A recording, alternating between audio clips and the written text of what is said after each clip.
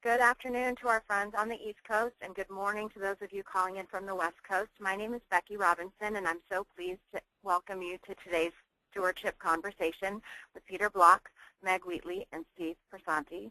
I'd like to introduce Steve. He's the president of Barrett Kohler Publishers, and he's going to introduce our other guests today as we get started. Okay, thanks so much for joining us for this webinar. It is an absolute delight, a privilege to have Peter Block and Meg Wheatley joining us at this time, and that is, for me in particular, that is because they have played such a central role in the whole history of Barrett Kohler Publishers from the very beginning. Many of the concepts of Barrett Kohler have come out of Peter's work, particularly in stewardship. Many other concepts have come out of Meg's work in leadership in the new science. I think some of that will come out particularly around stewardship during the course of our webinar today. Of course, both of those books were big bestsellers that helped launch our company, that became much of what got us off the ground. In addition, Peter and Meg have helped create the Barrett Kohler community. Many of the people who are part of our readership, are part of our being manuscript reviewers, or all areas of our community came from people that they brought into the company. They have also brought many other authors to Barrett Kohler, both directly by connecting us with them, recommending them, and because the power of their ideas have attracted so many other authors. So a large part of what Barrett Kohler is today can be traced to their work. So it is such a great privilege to have them with us today. I will say that almost every Barrett Kohler employee has received a copy of Stewardship from me since the company was founded 21 years ago. And many of the employees have also received a copy of Leadership in the New Science since that time, because these ideas have been so central. So I'm very excited to be able to talk more about stewardship. So I'll turn now to Peter and Meg. Well, I have the great possibility of interviewing my beloved colleague Peter about this extraordinary concept of stewardship that has now been re-expressed in the just released second edition. Peter, I'd like to start by asking you about stewardship then and now, 20 years ago and now. Well, thank you, Steve, for the kind comments, and Meg, it's a joy always. So 20 years ago, stewardship was a radical idea. It said that the task of leadership, the task of management, is to distribute power, decentralize power, give choice close to a customer, choice close to a supplier, close to where the work is done. And here we are 20 years later in a culture that loves progress, wants to know things are better. It's just as radical idea today as it was 20 years ago. And in fact, the culture has changed, but it's changed in the direction of an automated life. Most companies now, we have this kind of strange economy nobody knows how to talk about, where it's highly profitable and underemployed, high unemployment. Which all that means is that we've outsourced or automated as many jobs as possible. And the same with the customer. Now, as a customer, I'm doing the work that customer service people used to do, so it takes me 10 minutes to get what I want from a phone call. So the culture, people are still afraid of their bosses, which is just disappointing to me. And so I think the need for stewardship, which I can explain in a minute, is as great as ever. There's still a need to look to the next generation. There's still a need to hold a place for the unborn king, the unborn child, which was what stewardship originally meant. And the stewardship ideas are still based on principles that we know are successful and useful for any kind of organizational life. So it's a kind of an interesting point. Meg says the tide has turned. There are things happening. The stewardship ideas are in play. Steve is a good example of why it's such a joy to have Steve on the call. is that Steve has taken these ideas and brought them into being. And so Barrett Kohler stands as an example of the ideas about redistributing power and class distinctions. Transparency, giving people choice, works in a marketplace, because Steve's running a tough business. In the independent publishing business now, it's as tough as it's ever been to make a living, and Steve is thriving. So for him, as an example, Steve is awesome. So that's kind of the overview. I think our job in this call isn't just to critique the world, but is to give voice to the counter story. And that's kind of how I see, spending this time together with the people. Thank you for showing up. But that's my overall statement. The stewardship is the redistribution of wealth and resources close to the bottom, close to the edge, close to the margin, and it's done for the long run. And that sits in a world that now acts in the short run and wants everything as centralized as humanly possible. So if you accuse this idea of slight idealism, you won't be far wrong. But I also think there's evidence that these ideas are useful and even happening now. We can talk about that. Could you advance to the next slide, please, where the definition of stewardship is? Thank you. So, Peter, I'd like to talk some more, and we will have time to hear about Steve's direct experience with stewardship within Barrett Kohler in a little while. But first, I'd like to push back on the concept that this is an ideal. And I see stewardship and this commitment to a different kind of leadership as absolutely essential if we're going to get through this time. And so I would just like to hear your thoughts on that. It's not idealistic to me right now. It's a necessity. See, I take when people accuse me of being idealistic, I take it as a compliment. Because part of the dominant narrative is if it's not practical, nothing can happen. And so people want to go right to the bottom line. They think that, and so this is needed now. It is practical now. I think younger people are looking for some purpose larger than to make money. And so I hold both as very essential, practicality and faith and idealism. And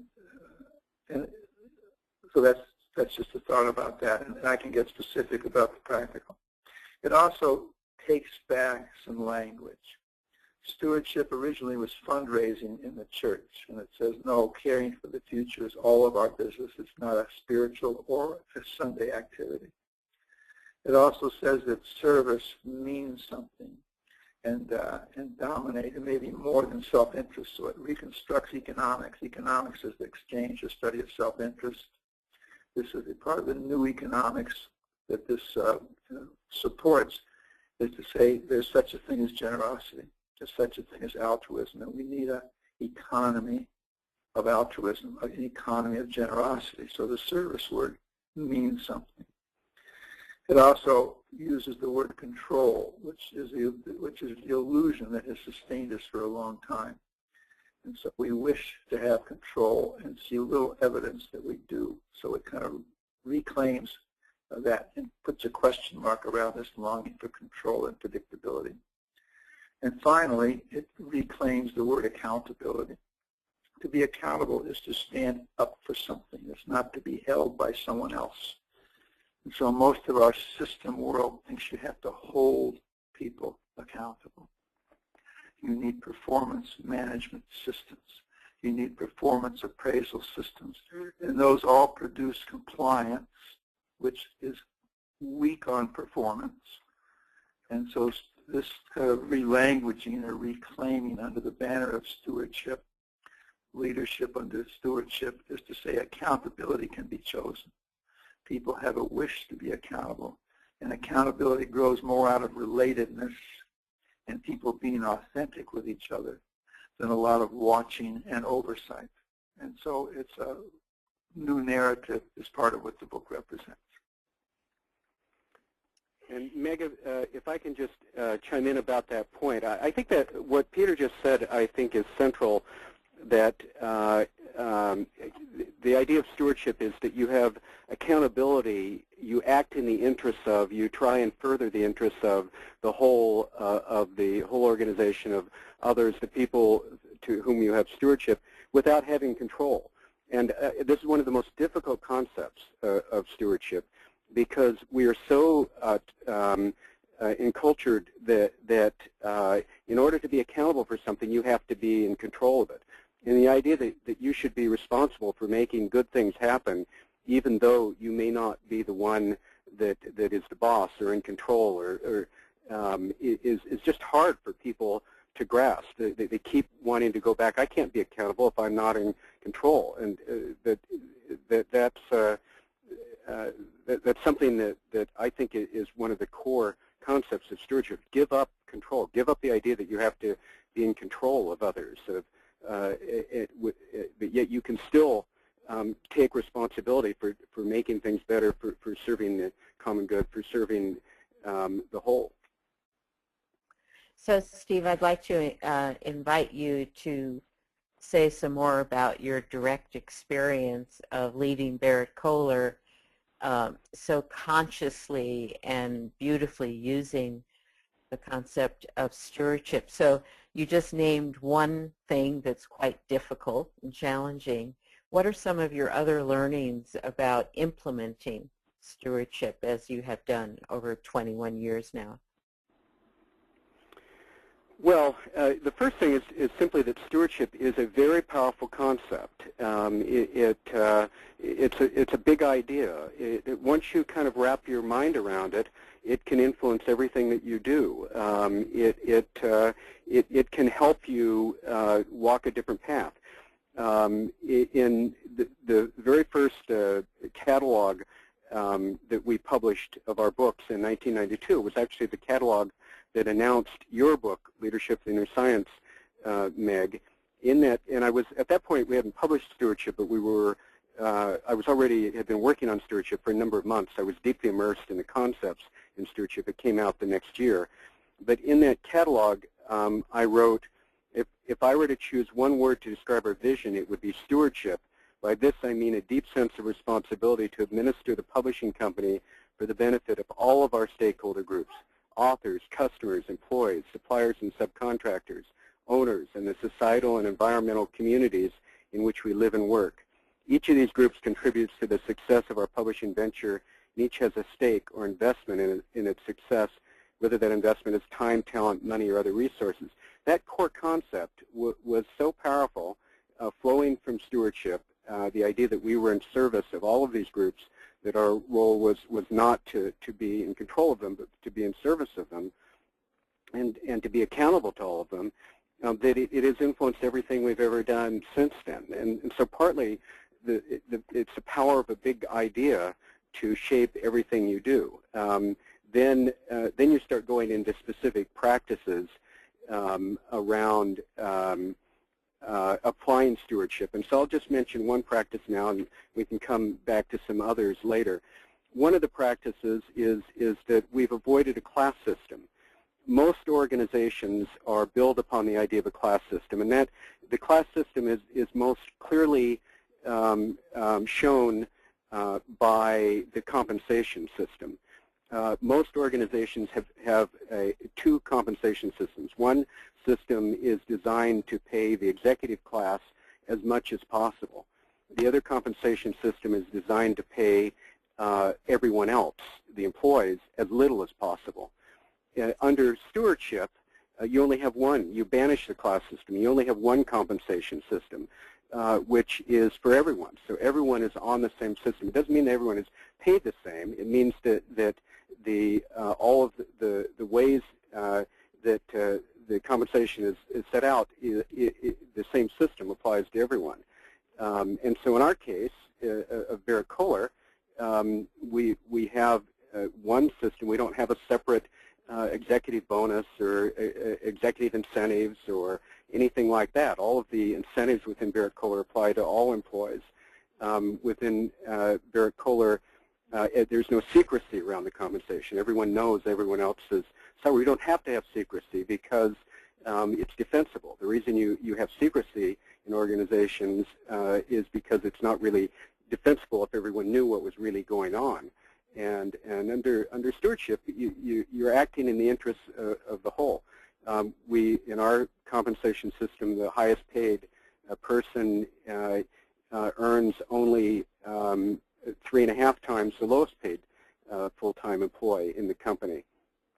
The reason why you get these absurd multiples of executive compensation is because they're on a completely different compensation system. Where you get the CEO being paid 300, 400, 500 times, 1,000 times what lower level people are paid, that would never happen if everyone was on the same compensation system. And so it's just one example of taking the concepts of stewardship and really trying to live by them in an organization. It can be a very powerful way of running an organization or a community. So what I'd like to underline here, and then invite both of you to comment on, is that underlying the idea, ideal, and practice of stewardship is a deep respect for other people. And when you don't create a class system, there has had to have been a belief, which I know you hold, Steve, of valuing and treasuring other people's contribution and knowing that you couldn't possibly have created Barrett Kohler by yourself or from your own great vision. And so what I think is a thread running through several of your comments is, first of all, this profound respect for other people and the fact that no leader is successful until they encourage people to step forward with their own talents, and that's reflected in a pay system, but it's also reflected in day-to-day conversations, meetings, etc. But the other thing is why this is so attractive to people as an ideal that sells itself is because it is based on this appreciation and respect for everyone who's part of the organization. And so I think those two things stand in very stark contrast to the kind of beliefs that seem to be motivating leaders today, which I would just quickly describe as feeling that they are superior, believing that most people cannot be trusted. That's why we have this increasing bureaucracy and regulatory environment. We simply don't trust people, and assuming superiority, which makes stewardship with its very contradictory beliefs really stand out as revolutionary to me. So I'd love you both to comment on that. This is Peter. You know, I would make a distinction here between parenting and partnership, because the parent, in which most organizations are organized around, is great parenting, and this culture is organized around great parenting, would claim respect for others. It would claim love for others. But parenting has the belief that I know what's best for others. And that's the nature of our disrespect.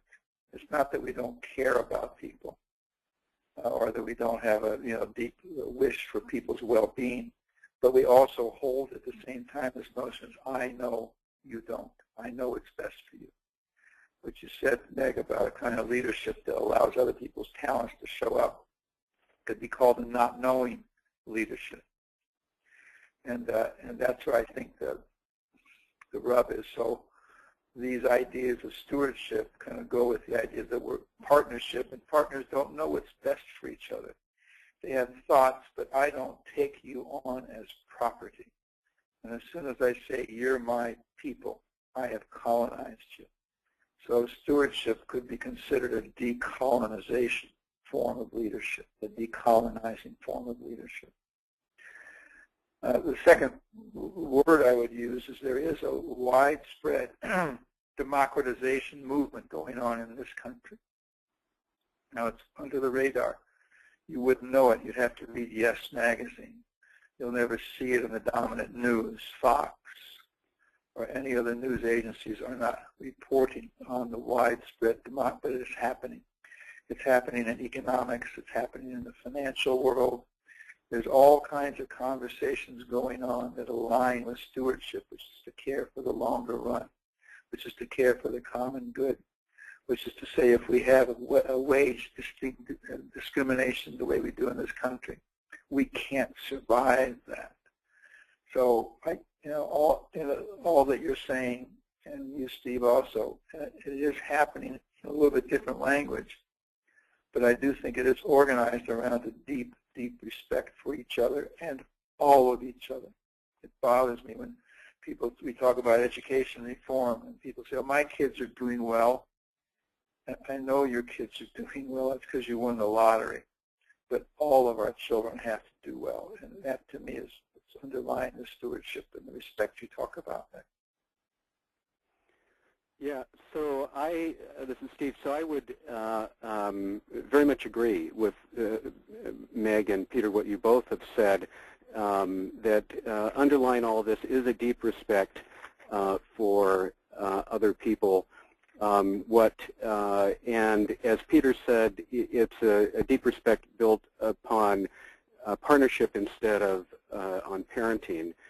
And so just to give an example of how that plays out at Barrett-Kohler, we take a partnering approach in our relationship with our authors, which, amazingly enough, distinguishes us from a lot of other publishers in the sense that many publishers view authors as kind of a necessary nuisance, that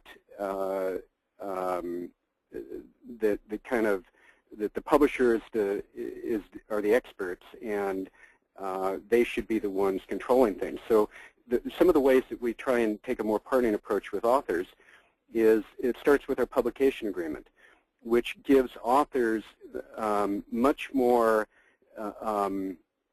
involvement in making the major decisions about a book than is typical in publication agreements.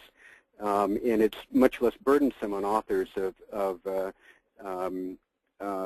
authors giving up their rights to the publisher. For example, in our publication agreement, we don't have a clause that the author is obligated to give the publisher the author's next book.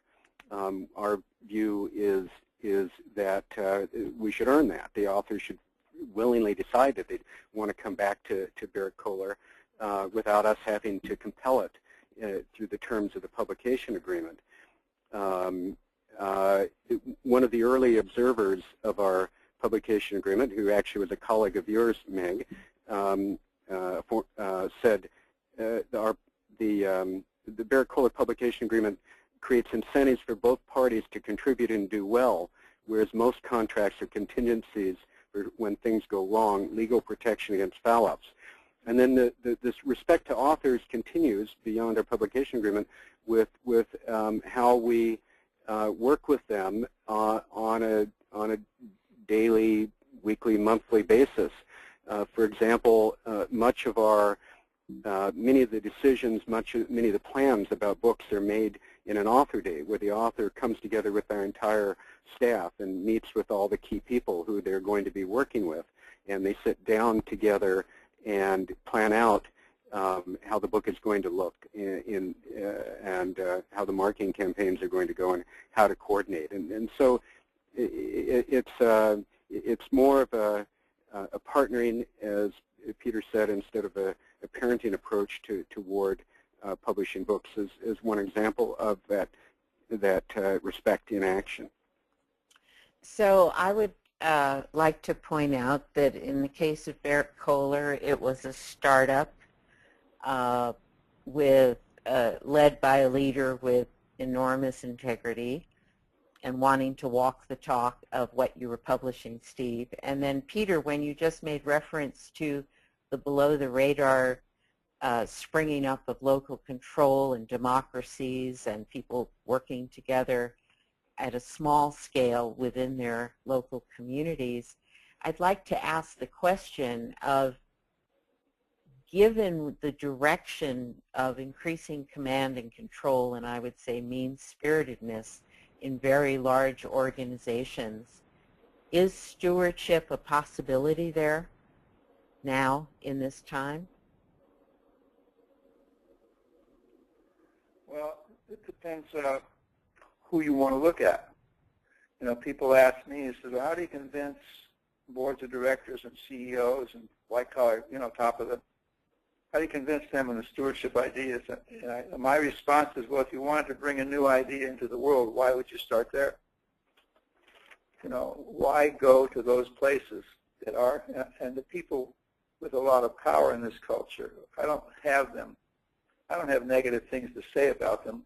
I just know how isolated they are and how cut off they are.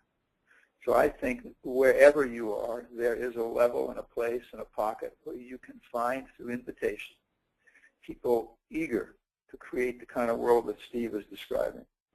And so I would never conclude there are places where this isn't possible.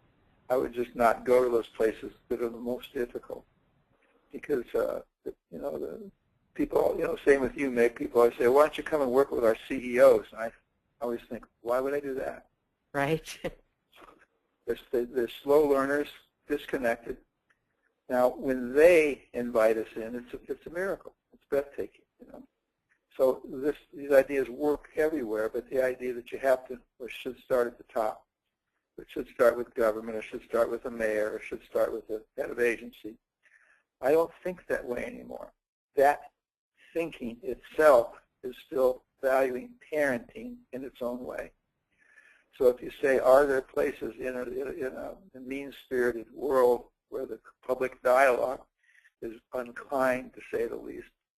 Of course there's places. They're everywhere around you. You just won't read about them, and you won't find them by looking at the top. Also, I want to reflect a little bit on reform. So people say, well, what would you go to them with? Well, every institution is calling itself big-time reformers. They're reinventing themselves, but nothing's changing, because most of the reform efforts are to get better management, better control, better order, cleaner, frictionless processes. Frictionless means processes with no people in them. So I have no faith in current reform efforts in healthcare, education, finance, all these areas that are busy reforming, politics. But I do think there's enormous energy and opening. If you say, oh, where are those places that when the invitation occurs, they're open to look at a partnership way of viewing the world. And there's evidence everywhere around us. Every city has pockets of huge democratizing. There are co-op movement is growing like crazy in this country. Food co-ops, commercial co-ops, it's growing like crazy. The finance world, there's huge discussions in every legislature about making banks a public utility again, to work in the common good. So there's a lot going on, but maybe not in the organization we're working in, especially if we look up too high. So this leads me to what will be my final question to you, Peter, before we open to questions from people listening in. You had one chapter title that I believe was something like "The Journey is in Us," or "The Path is in Us."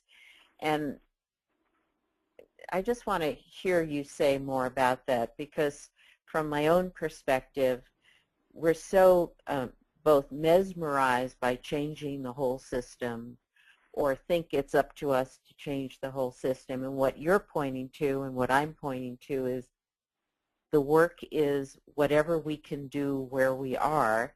And so look around your local community. Stop worrying about changing the large bureaucracy that you're working within. But I'd like to hear your views on that, not mine. Well, they're the same. You know, I think part of the within is we all have to do our own work. You know, the most useful question that's helped me make a living for 40 years is after people complain about the world, I say, what's your contribution to the very thing you're complaining about?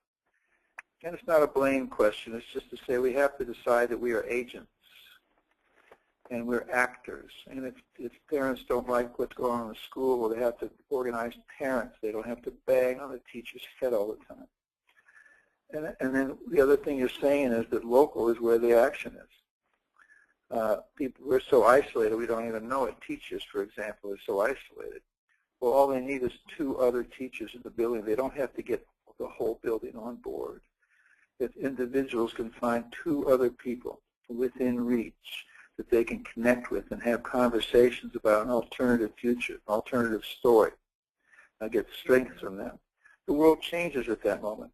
And those 3 people, that small group, then proves experientially that an alternative consciousness is available. And it's not so much, what I said was not so much working on myself, but I need to convince or understand that I am an agent. Steve needed to know that he had it within him to begin a new business when that was not exactly what he had in mind a year before. And he decided he can do it. He has the confidence, the agency. He can create a world. He thought he was working for a world he believed in, and that world disappeared. And so after a while, Steve said, then I guess I'll have to create the world that I want to inhabit. And that's a powerful idea, but it's going to be on a small scale, but scale is overrated. Part of the patriarchy is to say, well, if you can't take it to scale, if you can't do it cheap and do it fast, it's not worth doing. And that's the belief that's killing democracy and killing our spirit. Steve, do you have anything to comment on this? Yeah, so thank you. So I'll just say that from the perspective of a organization leader, the perspective of someone who is presumably in a leadership role, how much I feel a need to have support, encouragement, love. Yeah, love. I mean, it's probably just a classic thing of it's lonely in leadership roles, but it's more than that. When you're trying to, my point here is that as you find, everyone can find people in their organization, sometimes in leadership roles, who would like to do things in a different way, who would like to do things in a more stewardship way, more partnering way, less of a class system, but they need support. They need people to carry the ball too, and to get behind them and offer verbal support and weigh in discussions about it. The power of any particular leader is way overrated in terms of what that leader can do by herself or himself.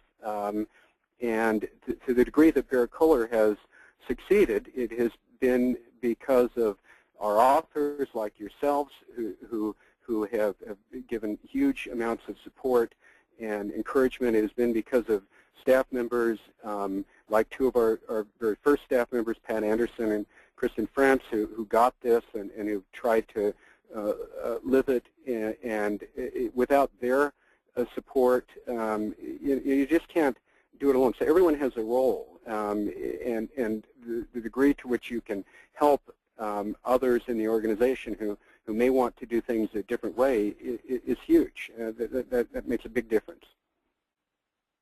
Well, I like ending this section on just reminding everyone that when we do find these leaders who are trying to lead in this new way, that they need our support, because it is very difficult and lonely. I think one of the most awful comments I ever received or I heard about was when a very progressive, highly engagement-oriented vice president was told by his president that your people think too much of themselves.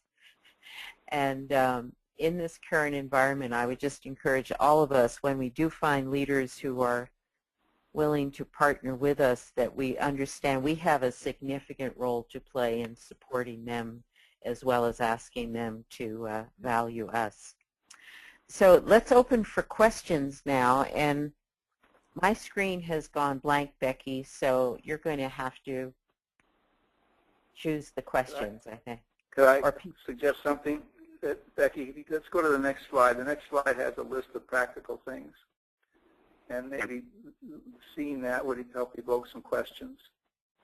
And then while we're making the switch and opening up the lines for questions, I just have to say that everything we're talking about is very hard to do.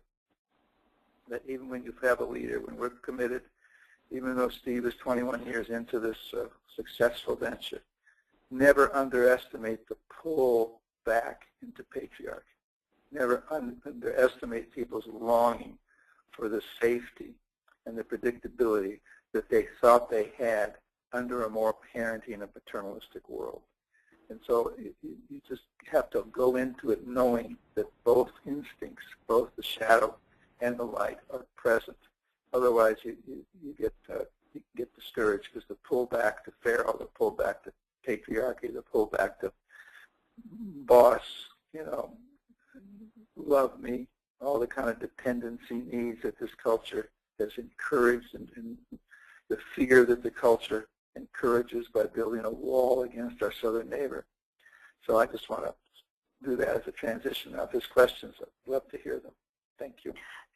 Sure. So, Peter, there have been questions pouring in for the entire session, and there's one that's come in twice, so I'm going to start with that one. The question is, what companies have you seen embracing the ideas of stewardship? Who are leading the way? And someone else indicated besides Bear Kohler. So, Peter, if you could maybe share with us some other companies who have embraced these ideas. Well, there's a company I'm very involved with called LivePerson. This is a .com company.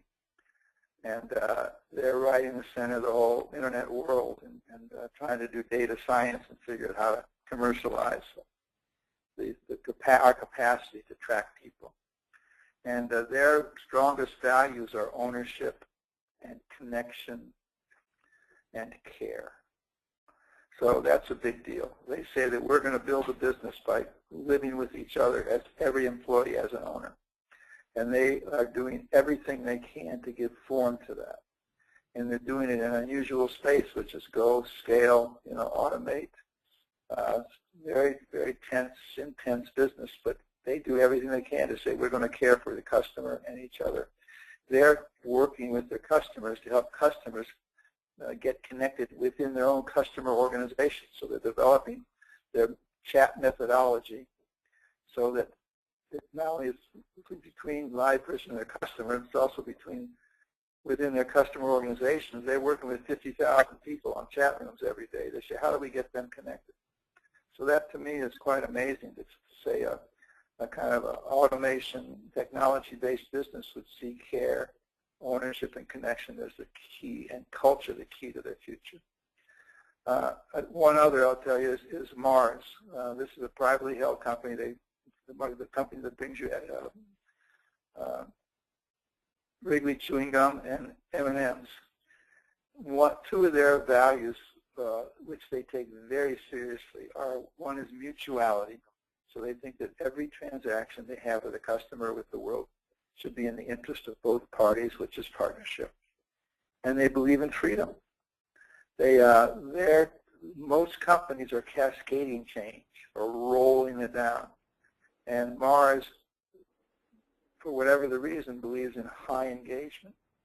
And so LivePerson is a small company, but in a surprising industry. Mars is very traditional, making candy, food. 75,000 employees, been around for a long time. And they're just as committed to the idea of engagement and partnership and mutuality as anybody I know. So now, having said that, it doesn't help anybody very much unless you're working for LivePerson at Mars. But there are examples, even now, like that. And these are today examples. There's lots of examples going back 10, 15 years. So I'd like to just point out this is always a question that any of us get if we're presenting a bold new idea, right?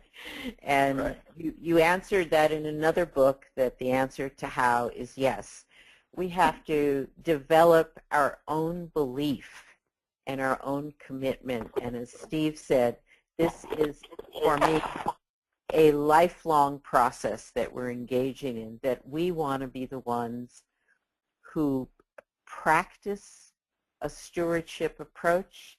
We want to be the ones who help, who facilitate it, making it available to many more people. But if we think we're just going to adopt this if we see it working elsewhere, then that's a very shallow motivation, and it won't last for very long. So I would just encourage everyone, as you read the book, which you have to read the book, as you read the book, to just see if you identify with the concepts in your own experience. Where have you experienced being held in true regard? Where have you been invited to participate as an equal and as an essential partner in any project? And in that way, you will notice that stewardship is just describing what I find is the only form of leadership that human beings around the world really respond well to. And it doesn't matter our age, our class, or our culture, ethnicity. There is only this form of leadership that human beings really respond well to and blossom within. Thanks so much, Meg. I have two similar questions that I want to pull together. One person is asking, how do you integrate a new employee into the philosophy of stewardship? And a complementary question is, can stewardship be brought to existing businesses, so ones that are already established? So I thought those two questions kind of work well together, so I invite you to address those, please. Steve, how do you bring people on board?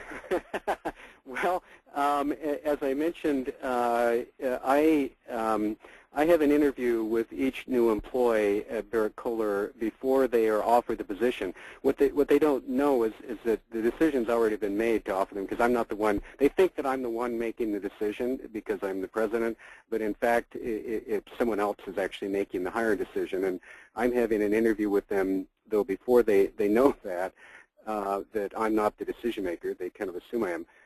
But in that interview, I'm talking about a bunch of concepts about stewardship. And I'm asking them, I'm starting out by asking them during the interview, what have they observed around Barrett-Kohler? What have they picked up on how things work at Barrett-Kohler? And so I just did this a couple of days ago with a new editorial assistant that we're hiring. And I'm wanting them to kind of observe from their interviews, from their interactions. They may have only had 3 or 4 or 5 different interactions with their company, but I'm wanting them to notice things, and we're talking about what they've noticed about how things work or what other employees have told them. And then I'm giving them a copy of Stewardship and asking them to read the book.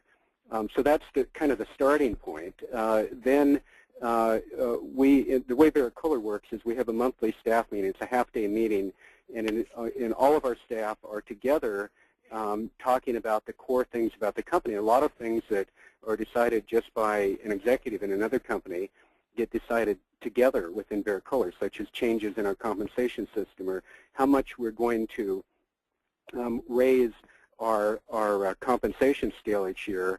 We decide as a company. We actually take a vote on it. I very frequently get outvoted in that vote, but that's okay. I get outvoted both ways, both up and down. Sometimes the staff is wanting to increase our salaries more than I had proposed. Other times the staff is more cautious than what I'm suggesting. But what the point is that the whole staff is, and new employees are seeing the process in action. When they see a staff meeting being run with everyone having a voice and everyone having the opportunity to put items on the agenda and many different staff members having items on the agenda and seeing how one area in which the process plays out, often they're quite surprised. So it's kind of just seeing it in action is another way. But I still want to reinforce the point that was made. This is tough. This is difficult. As Peter said, we are so drawn back to the traditional way of doing things that it's just like it's the water all around us is doing things in a more patriarchal, a more parental way or a more hierarchical way, and so it's not easy. So you never, it's not a battle that's ever won. I mean, you're always having to continue trying to reinforce it, think through it, think how it would apply in your organization in different ways. So let me just add, maybe do you want, I'm just going to give a specific about bringing people in.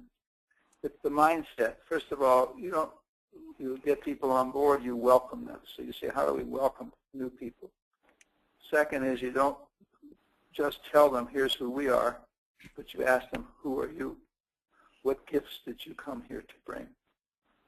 And then the third is that their isolation is the killer. That interns and people joining organizations stay isolated too long. And so you need some kind of buddy system, some kind of small group. You need to say who in the existing organization is good at welcoming, is good at helping people get through the first 3 months and find a sense of purpose. So you can lay out some principles like that, and then you just get form to them. And but the idea of welcome, that new people are here because strangers, and we need their gifts. We don't just need to get them on board, so to speak. And the fact that because they're here, they need support more than ever, so you need some kind of support system around them with welcoming kind of people. And the people that welcome them should be from every level. All these things we say, how do we do this? Well, everybody there has the capacity to participate. So when Steve says we're all together once a month, he means everybody. He doesn't mean management or the salary. That's everybody. So let me stop there. So the other question was, can you bring this into an existing organization? Absolutely. Because once you get beneath the PR and the surface thing, most of them are not doing well. People are not happy. They're afraid. They're uneasy. They're nervous. Why would they work so many hours? Why do we give up? So there's a great deal of nervousness and anxiety in these systems. And so you become an inviting, organizing agent to turn some of that complaining anxiety into an alternative future for those people. Great. Thanks so much.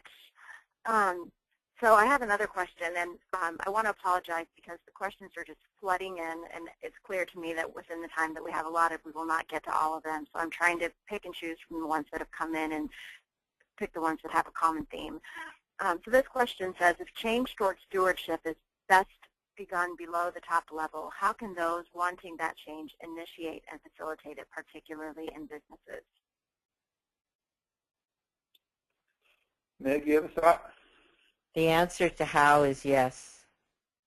And I really mean that sincerely. You have to believe that this is the only sane way to structure work.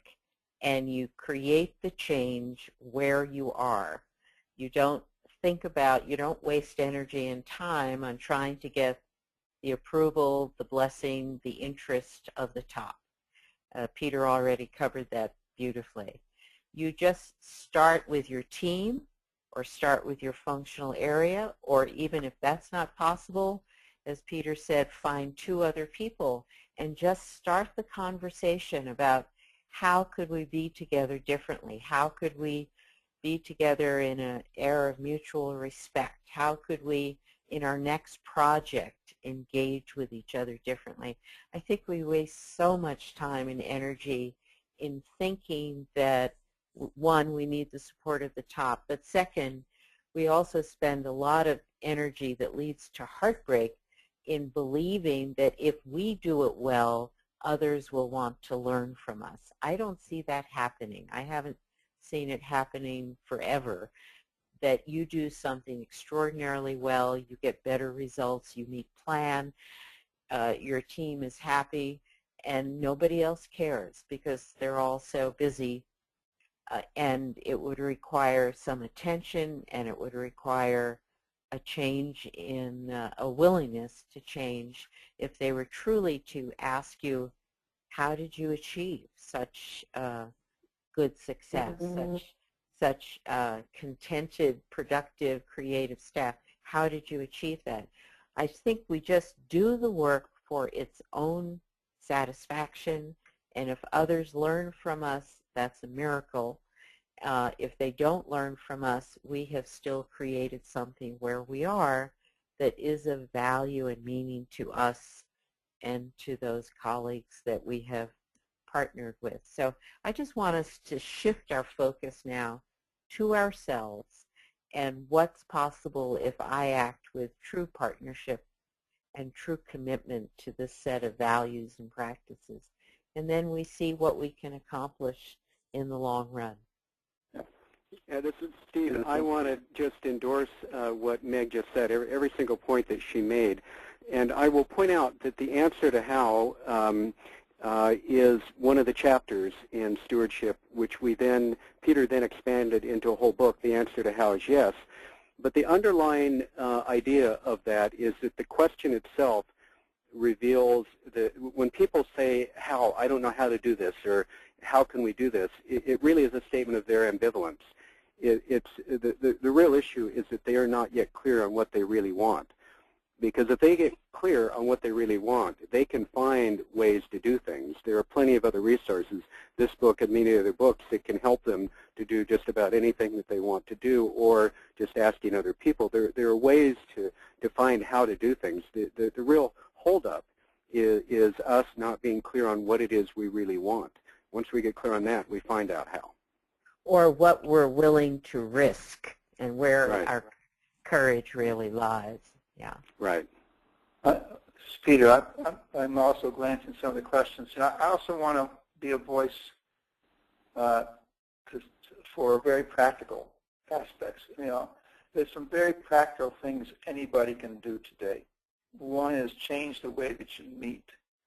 Every time everybody goes to meetings, call them gatherings. Meetings are where people decide what kind of place is this, what kind of culture do we have here. That's where they draw conclusions from.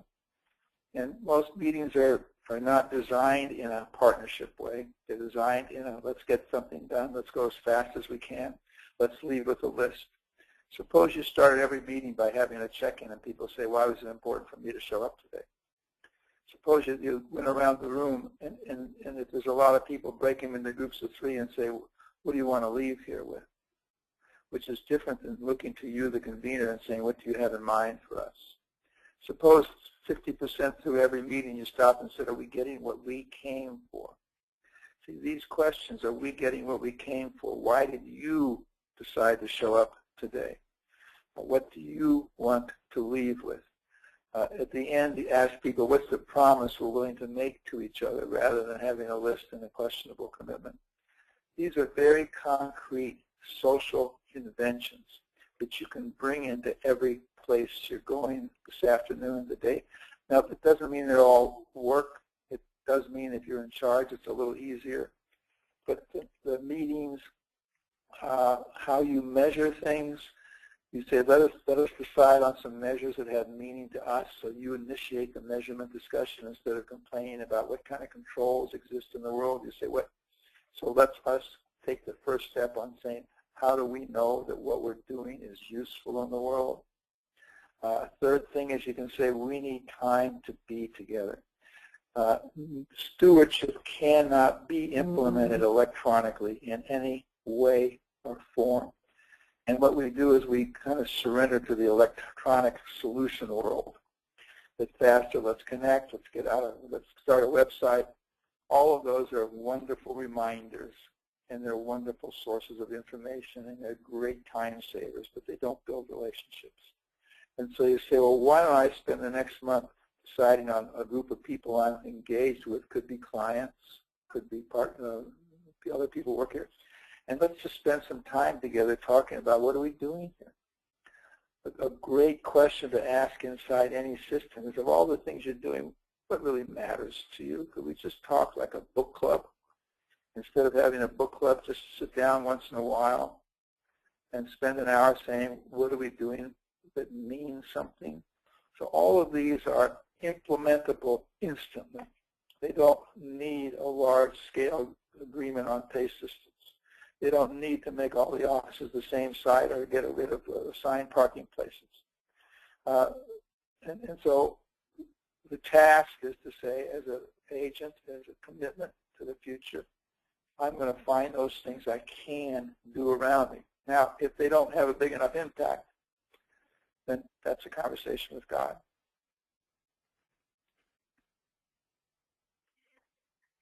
Peter. I saw a question come in just a moment ago about change happening in communities. And I think that the comments you were making really speak to that idea of community. So I'm wondering, how do we help people understand this concept in a community? Meg, all my ideas came from you. Why don't you comment on this?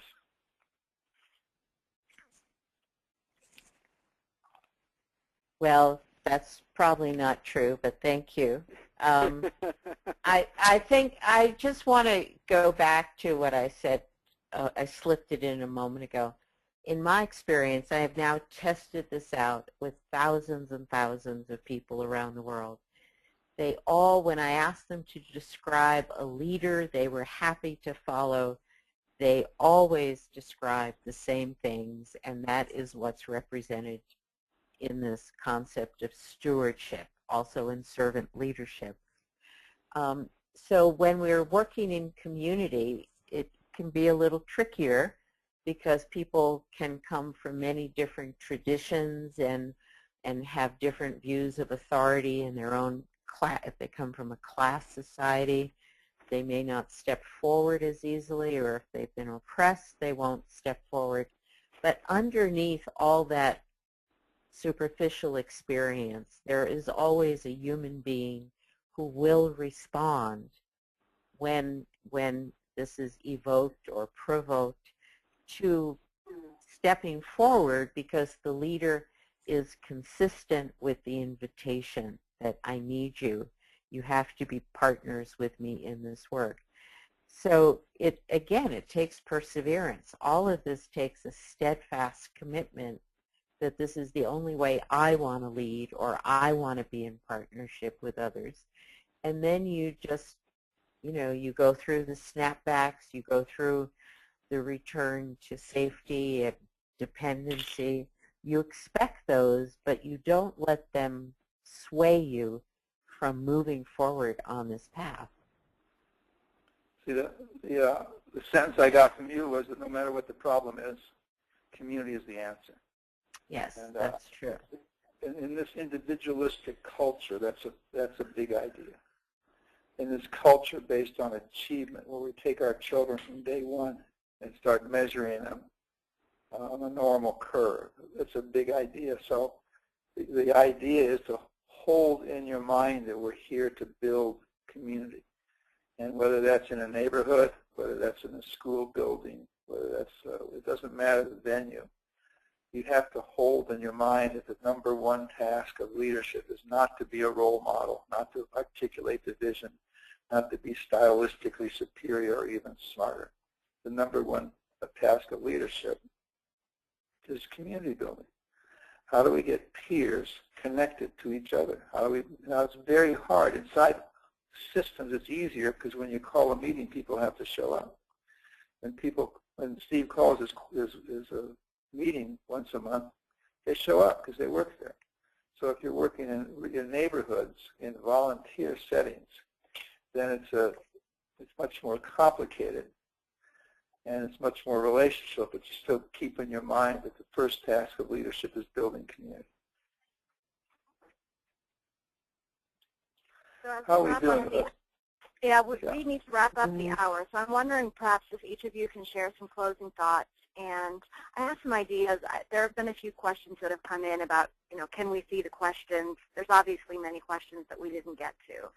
So I'll work with Meg and with Peter and with Steve to try to get some answers to these questions and get them out, because we have the distribution list of the people on the call.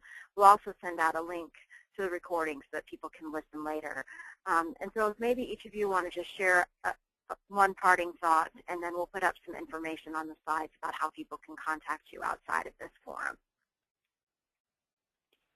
Well, this is Steve. I will just say that, again, kind of an indication of what I view of the importance of this topic. I've written the foreword for the second edition of Stewardship, the new edition that just came out this month of Stewardship. And it's the first time I've ever written the foreword for a book. It may well be the only time I ever write a foreword for a book, but it's an indication of the importance.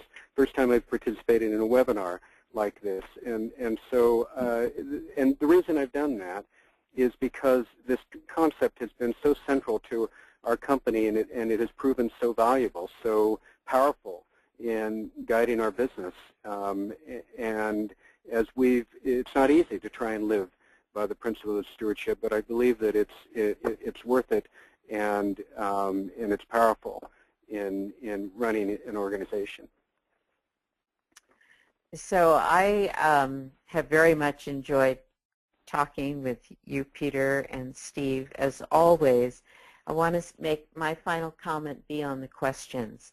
The questions that appeared were in the context of this webinar.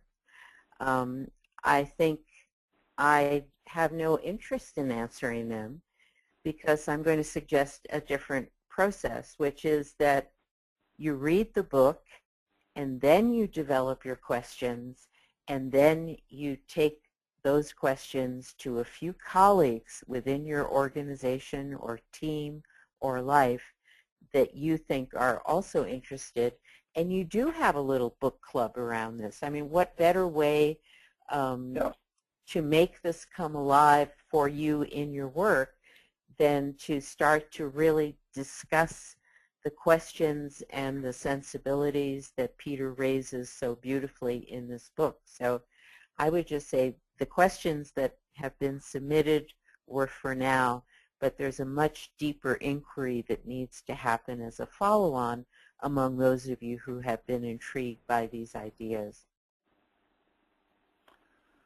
Beautiful. So two thoughts. One is on the screen now is designlearning.com.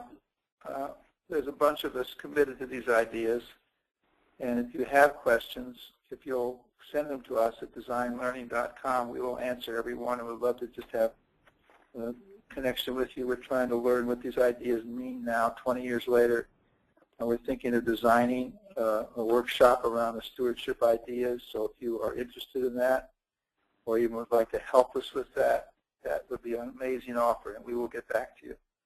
The second is that Steve, in the first couple of comments, said he knows that a big idea, when you find it, influences everything you do. And I love this conversation because it supports the notion of big ideas that matter.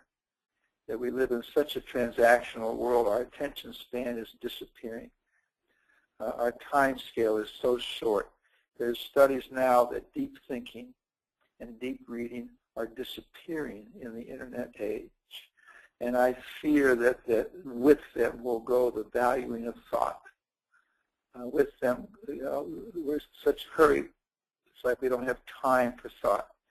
When Meg and I run workshops, at the end, when you say, how was it? People say it was nice to have time to think, which means that maybe they don't have time.